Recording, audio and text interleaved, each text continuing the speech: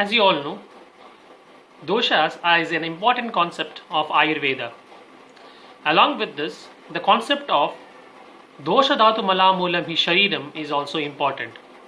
As far as Kriya Shareera and also Ayurveda is concerned, that is, three doshas, sapta dhatus and three malas are the basis of the body. Regarding sapta dhatus and three malas, we will be seeing in the further videos. This is about a dosha. So in the first, we will be dealing about the definition of the dosha. What dosha actually means, what entity is dosha. So you will get different kinds of definitions in our classic, but here I have compiled around 4 definitions and will be narrating the meaning of the same. So the first definition is as per Arunadatta Ashtangridaya Sutrasthana, first chapter, 3rd shloka. That is, Doshayanti iti doshaha. The entity which has the capacity to vitiate, that is called as dosha. This definition will give a broad aspect about the dosha. What dosha means? Anything that vitiates, that is considered as dosha. The second definition, that is as per Sharangadhara Purvakhanda 5th chapter, that is Shareera Dushanat doshaha, means the entity which has the capacity to vitiate the Shareera, that is called as dosha. Now here Sharangadhara has been more precise. He tells that the entity which vitiates Shareera, the body, that is considered as dosha. Next definition that we get is in Siddhanta Nidana by Gananath Sen, that is Dushayanti manah sharirashcheti iti doshaha. The entity which has the capacity to vitiate both mind and the body, that is considered as dosha. So here the specificity of the doshas is more precise over here. He tells that doshas are those entities which has the capacity to vitiate mana as well as shareera. So first definition is a broader aspect, that is anything that vitiates, that is dosha. Second definition will tell that anything that vitiates shareera, that is dosha. And the third one will say that anything that vitiates manas, that is mind, and the shareera, that is considered as dosha.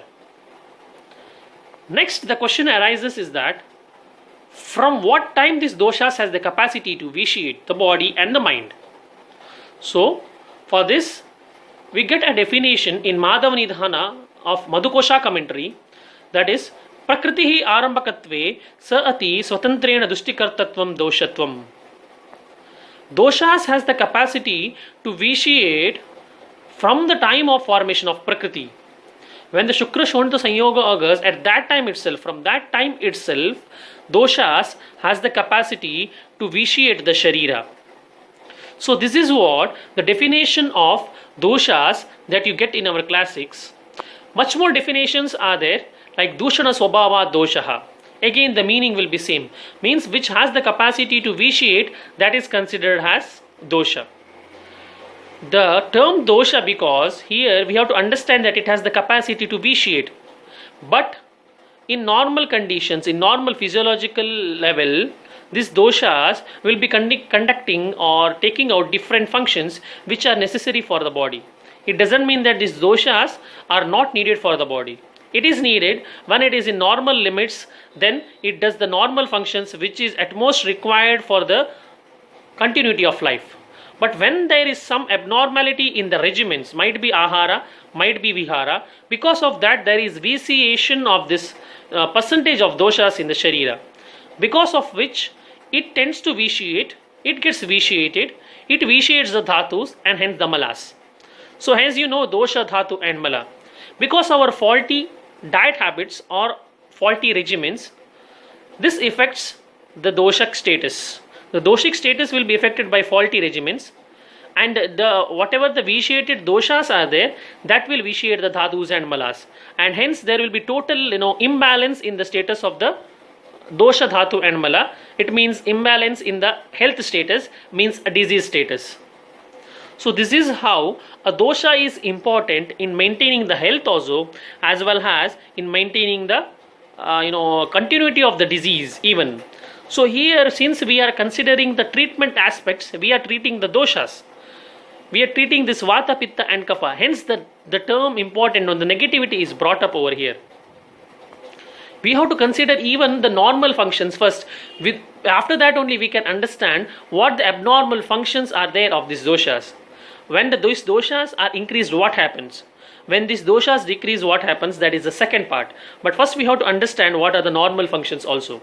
But if we are considering wide range of definitions that you get on doshas, then we can get, that is which tends to vitiate the sharira or the mind, which tends to vitiate. Since it is clinically important, these doshas are clinically important, we are treating these doshas to bring back or restore the health. Hence the definition is like this.